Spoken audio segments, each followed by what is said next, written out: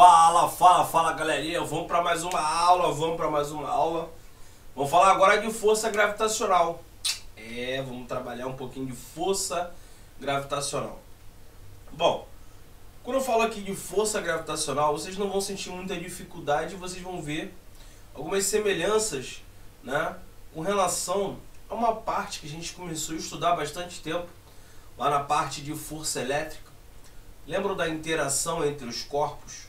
Então, parte daquilo que a gente estudou lá, vocês vão ver aqui e vão assimilar muito bem, tá? E aí, começar a nossa brincadeira de força gravitacional, vou começar assim. Bom, vimos anteriormente que a força-peso ou força gravitacional, né, é a força exercida pela Terra sobre os corpos próximos a ela. Newton, lá no século XVII, deu uma compreensão um pouco mais profunda disso, tá? E aí, com a sua querida lei da gravitação universal. Mas aí vamos entender uma coisa. Deixa eu diminuir aqui. Vou diminuir mais. Aqui tá bom. Então é o seguinte. Então, depois que a gente estudou lá as leis de Kepler, né, Newton chegou a duas conclusões importantes. Então ele foi lá, pegou as leis de Kepler, deu uma estudada, falou, rapaz, esse cara aqui falou umas paradas legais aqui, eu vou aproveitar isso aqui que ele falou aqui. Aí ele faz o seguinte, ó, as trajetórias dos planetas em torno do Sol são trajetórias elípticas. A gente já viu na aula anterior, né? Vimos que quanto mais próximo, maior a velocidade, né? Quanto mais distante, menor a velocidade. Vimos que ele varre, né, uma determinada área, a mesma variação de tempo. Então vimos essa brincadeira aí. E aí, trajetórias elípticas indicando que o Sol exerce uma força de atração em cada planeta. E as três leis de Kepler, né, podem ser explicadas pela seguinte relação. Existe uma força de atração entre duas partículas de massa M1 e M2, cuja intensidade F é diretamente proporcional ao produto das massas e inversamente proporcional ao quadrado da distância entre elas. E aí é o seguinte, galera. Qual foi a grande brincadeira? O que Newton está dizendo aqui é isso aqui, ó, que essa força ela é a uma constante, né, gravitacional, que eu já vou falar dela para vocês, vezes M1 vezes M2 sobre o quadrado da distância entre elas, que a gente chama de raio. Então essa é a formuleta para trabalharmos com a parte de gravitacional, que foi o nosso querido Newton, né, que falou pra gente. E aí, se vocês analisarem isso aqui, né, vou colocar aqui do outro lado, a gente tinha visto, né, a gente já tinha visto uma força dessa daqui, que funcionava assim, ó.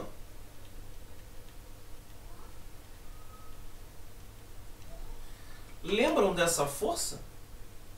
Lembram da força elétrica, como eu havia falado para vocês? Então, ó, temos uma constante eletrostática vezes o módulo da carga 1 vezes o módulo da carga 2 sobre a distância entre elas ao quadrado. É a mesma coisa que a gente tem aqui na lei de gravitação universal, tá? Nós temos uma constante gravitacional universal, temos a massa de um vezes a massa do outro sobre o raio, que na verdade é a mesma coisa, né? É a distância entre esses corpos ao quadrado. Então essa equação a gente chama ela de lei da gravitação universal, tá? Essa constante de proporcionalidade, que é o Gzão, colocou ali, a gente chama ela de constante gravitacional universal, tá? E ela é determinada experimentalmente. O seu valor no SI é 6,673 vezes 10 a menos 11. Na maioria dos casos vai ter uma aproximação aí para 6,7, tá? 6,7 vezes 10 a menos 11. Mas o valor dela no SI é esse aí. Então vai depender do valor que a questão der para você.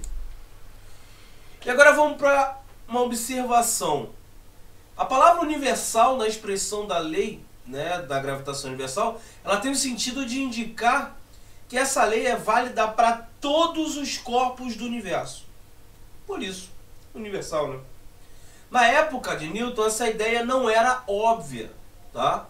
Até o século XVII, a maior parte dos pensadores achavam que, não, isso aí, né, não vai funcionar. Por quê? Porque corpos celestes obedeciam a leis diferentes das que regem os corpos terrestres. Então, para os corpos terrestres, a gente poderia até... Não, essa lei aí de Newton faz sentido, né, para corpos terrestres. Agora, para celestes, acredito que não faço. Isso não era óbvio. Mas, porém, contudo, entretanto, todavia, hoje sim. E aí o seguinte, deixa eu botar aqui, aí.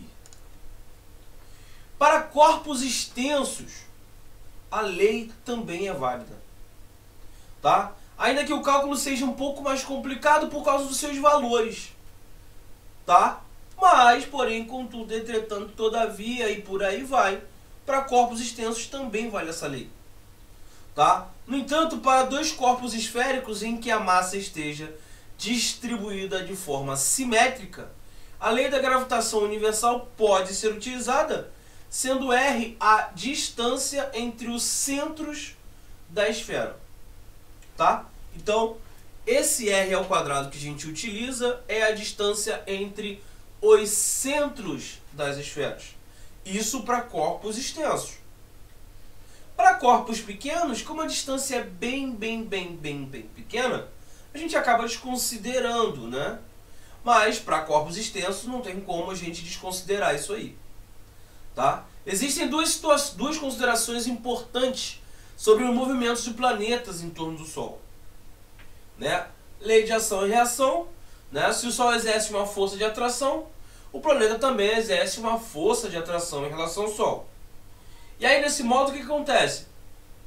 O Sol sofre uma ação, né, uma força de atração de cada um dos planetas solares. Logo, ele não tem como ficar em repouso, tá? Porém, a massa do Sol é muito mesmo, muito maior que a dos planetas. E, consequentemente, o movimento do Sol é muito menor em comparação com o movimento dos planetas.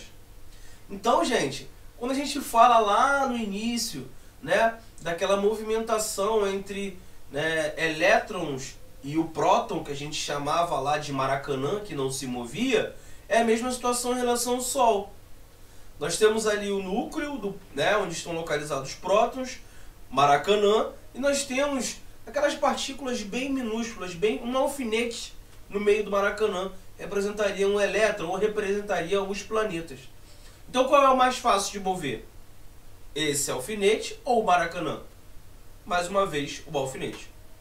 Então, em geral, quando temos um corpo de massa M girando em torno de um corpo de massa M, um é Mzinho, outro é Mzão, tá?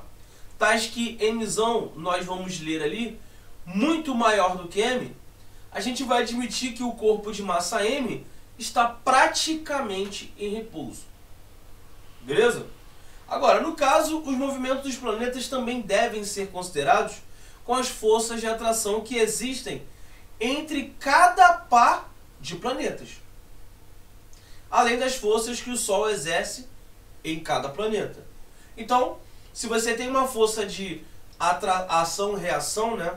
Você tem ali a terceira lei de Newton, você tem uma atração em relação ao Sol, você também vai ter uma atração em relação aos outros planetas, assim como outros planetas vão ter atração em relação a você e em relação ao Sol. Ou seja, a brincadeira aí. Agora, já vamos começar já bonitinho, calculando um exercíciozinho aqui, fazendo um exercício de boa.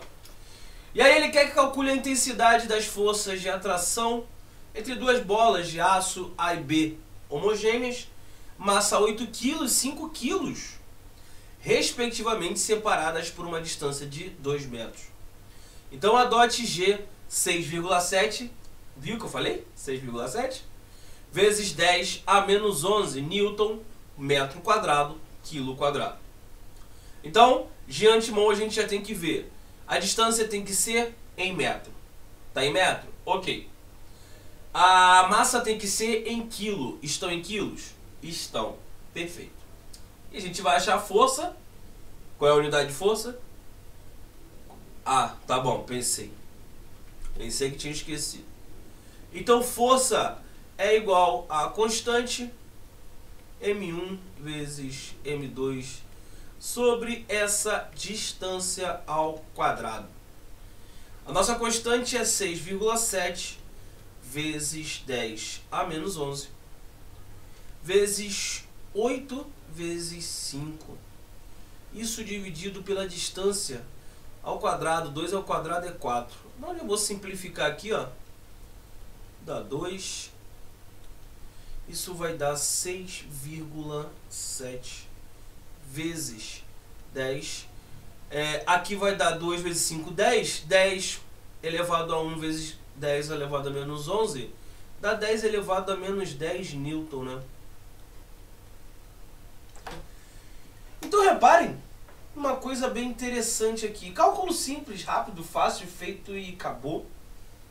Reparem que essa força, galera, né, para essa constante gravitacional de 6,7 vezes 10 a menos 11, para essas massas 8 e 5 quilos, essa força de atração entre elas ficou muito pequena, né? Ali nós temos 6,7 vezes 10 a menos 10, ou seja, 0,0000000 0. Me perdi. Até me perdi. É muito zero. Então é muito zero, é muito pequeno. Tá? E aí, por que isso? Então, como podemos notar nesse exercício, quando a massa do objeto é pequena, a intensidade da força é muito pequena. E dessa forma fica difícil, né, de ser observada essa força. Agora, esse cenário é o que veremos em geral com objetos à nossa volta. Pessoas, automóveis, pedras, materiais à nossa volta mesmo. Agora, estão continuamente se atraindo, mas com forças de intensidade bem desprezíveis, bem pequenas. Né? Nós vimos ali um caso de dois objetos com 8 kg e outro com 5. Olha a atração. Desculpa, gente. Olha a atração. Muito pequeno. Apenas quando um dos corpos tem massa grande, a força de ação gravitacional tem efeitos, né, que vão começar a ser percebidos. Como é o caso dos planetas, da Lua, do Sol. Agora, para massas pequenas, a força tem valor pequeno devido ao valor de G ser muito pequeno. Gzão, tá? Quando eu falo Gzão ali, é a constante gravitacional. 6,673 vezes 10 a menos 11. É muito pequeno. Então, dessa forma, a determinação do Gzão em laboratório não é fácil de ser feito, tá? Mas ele foi realizado lá em 1798 pelo inglês Henry Cavendish. Inglês Henry Cavendish. Tá certo? Não sei, mas eu tentei. 71 anos após a morte de Newton. Ou seja, na época de Newton não tinha esses meios ainda para calcular, né? Para você chegar ali a essa ação do G, né? Porém, 71 anos depois, né, conseguiu-se uma tecnologia que conseguisse medir isso aí, já que para corpos pequenos fica um pouco complicado de você calcular isso aí. E aí, lei da gravitação universal e a terceira lei de Kepler.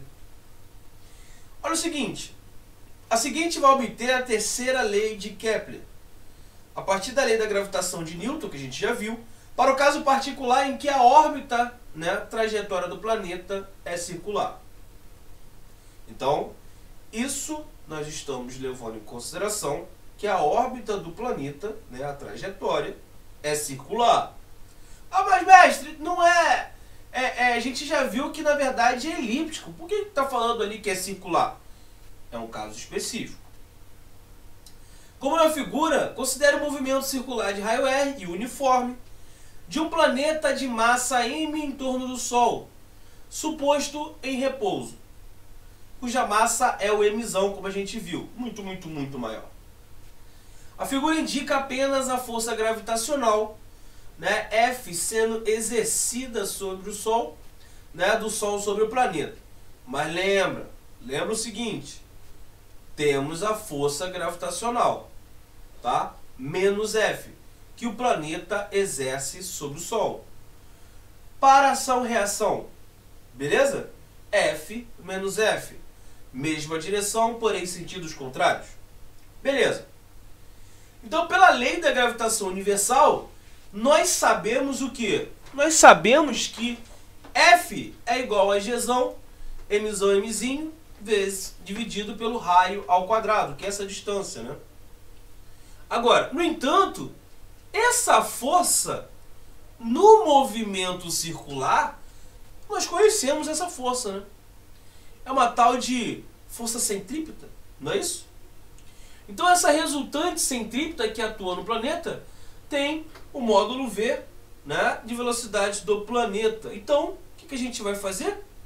A gente vai fazer isso aqui, ó, igualar. Então, ó, Gzão, Mzão, Mzinho sobre R ao quadrado é igual a Mzinho vezes velocidade ao quadrado sobre o raio. Então aqui, ó, tchau, querido. Opa, tchau também. Logo,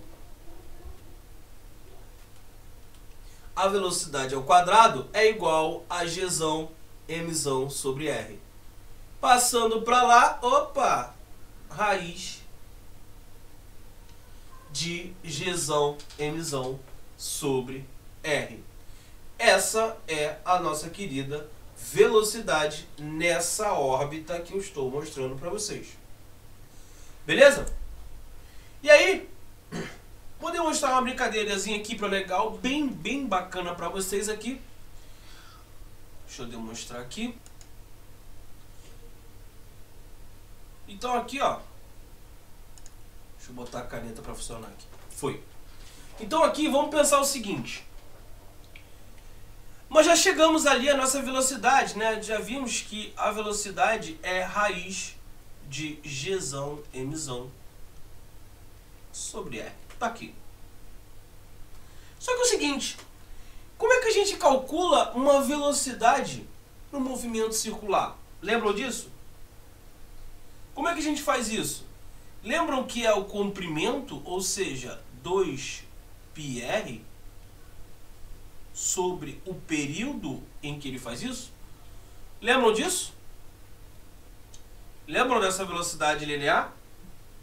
E aí, olha que interessante. Podemos igualar, né? Aqui, ó. 2πr período. E aí, ó. Logo, Gmzão sobre R é igual a 4π ao quadrado R ao quadrado T ao quadrado. É engraçado que você fala R ao quadrado, mas bota R cubo, mas tudo bem, isso faz parte. Logo, a gente tem o seguinte, ó,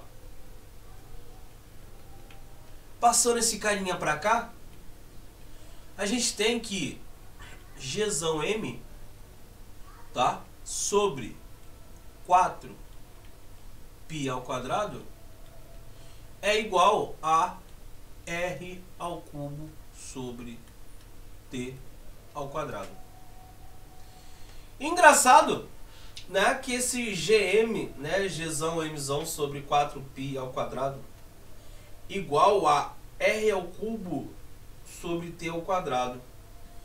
Impressionante, né?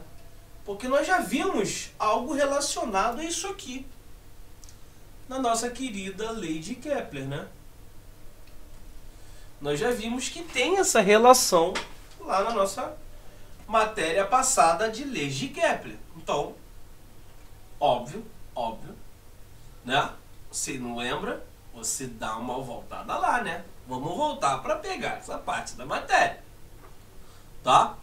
Mas o seguinte, a única coisa que eu posso dizer para você é que esse R ao cubo sobre o período ao quadrado, ele era constante.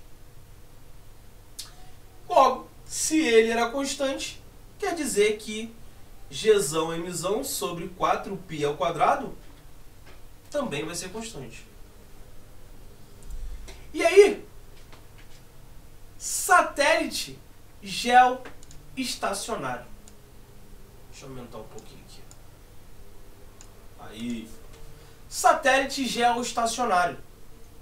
Então, como a gente viu anteriormente, a terceira lei de Kepler ela é válida para a órbita circular de raio R de um satélite artificial em torno da Terra, cuja massa é m. E a gente tem lá, ó, R ao cubo sobre T ao quadrado é igual a Gzão Mzão sobre 4π ao quadrado. E é constante, como eu havia falado. Essa equação determina que, independente da massa do satélite, aquilo ali, Mzão, é a massa da Terra. Vocês não estão vendo a massa do satélite. Ou quer dizer que, independente da massa do satélite, para cada valor de R existe um período bem definido.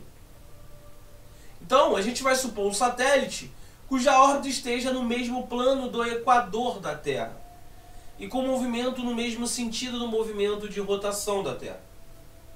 Bom, caso o período do tempo, né, o período lá do movimento do satélite seja igual ao período de rotação da Terra, 24 horas, claro, né? O satélite é chamado de geoestacionário. Essa denominação se deve ao fator que nessa situação um observador na Terra tem a impressão de que o satélite está parado no céu. Ou seja, o satélite será visto sempre na mesma posição, como ilustra aqui a figura. Aqui a figura ficou um pouco pequena, então eu botei aqui na outra ela um pouco maior. Então imagina o seguinte, nós estamos observando aqui, ó, um satélite, só que à medida que ocorre a rotação, esse nosso carinha também rotacionou. Já que esse carinha rotacionou, a gente tem a mesma impressão que a hora que eu olhar, ele vai estar ali. E é claro, né? À medida que eu estou rotacionando, ele está rotacionando comigo.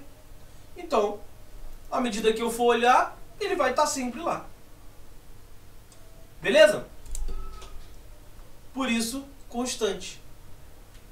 As telecomunicações, televisão, né, telefone, tudo isso, eles emitem, né, eles utilizam esses satélites geoestacionários, como ilustra a figura aqui embaixo, né? Um sinal enviado do ponto A para o ponto B, o satélite pode ser remetido até o ponto B. Então, qual é a ideia? Eu vou transmitir a mensagem do A para o satélite ele manda para o B. Beleza? E agora? E o campo gravitacional? Como é que a gente vai ver essa questão do campo gravitacional? Olha, qualquer massa tem um campo gravitacional em seu entorno. A intensidade do campo ela é determinada pela massa. Então, quanto maior for a massa, maior será a intensidade do campo.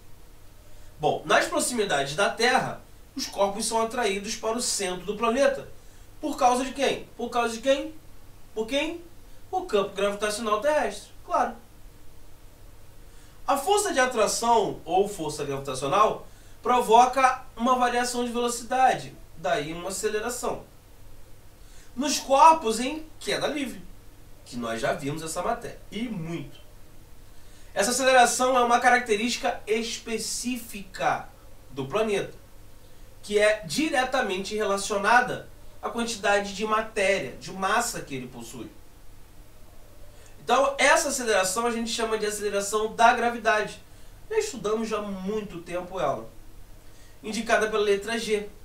No caso da Terra, né, de massa m e raio r, a força gravitacional, né, F, pela qual um corpo é atraído, é o próprio peso, P do corpo.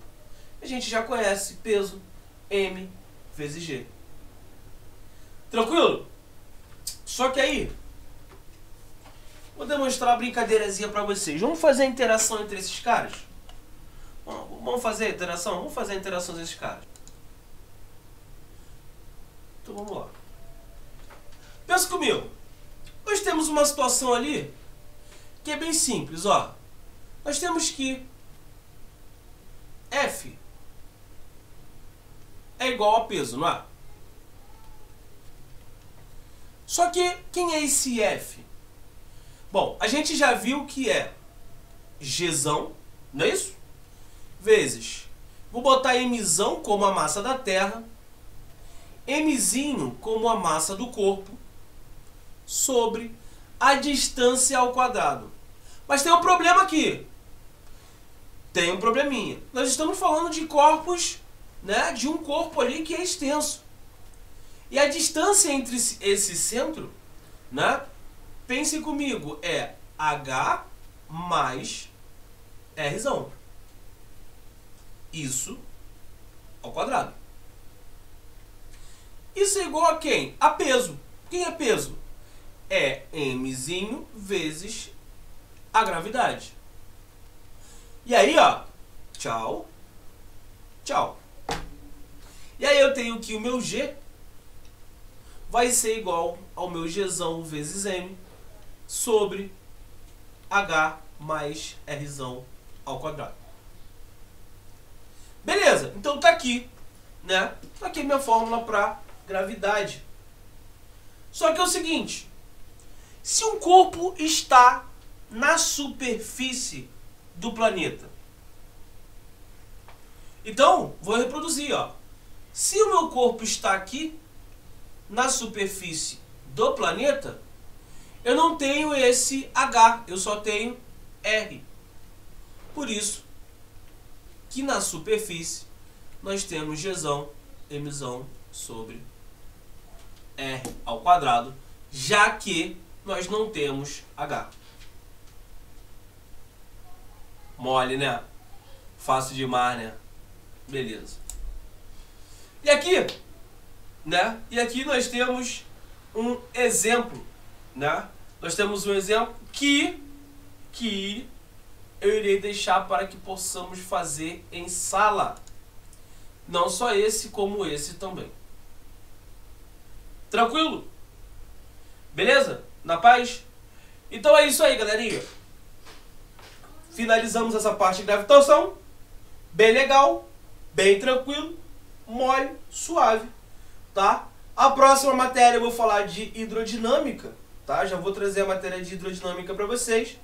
Vou trazer equilíbrio dos corpos. Vamos trabalhar, né, os equilíbrios dos corpos, momento e por aí vai.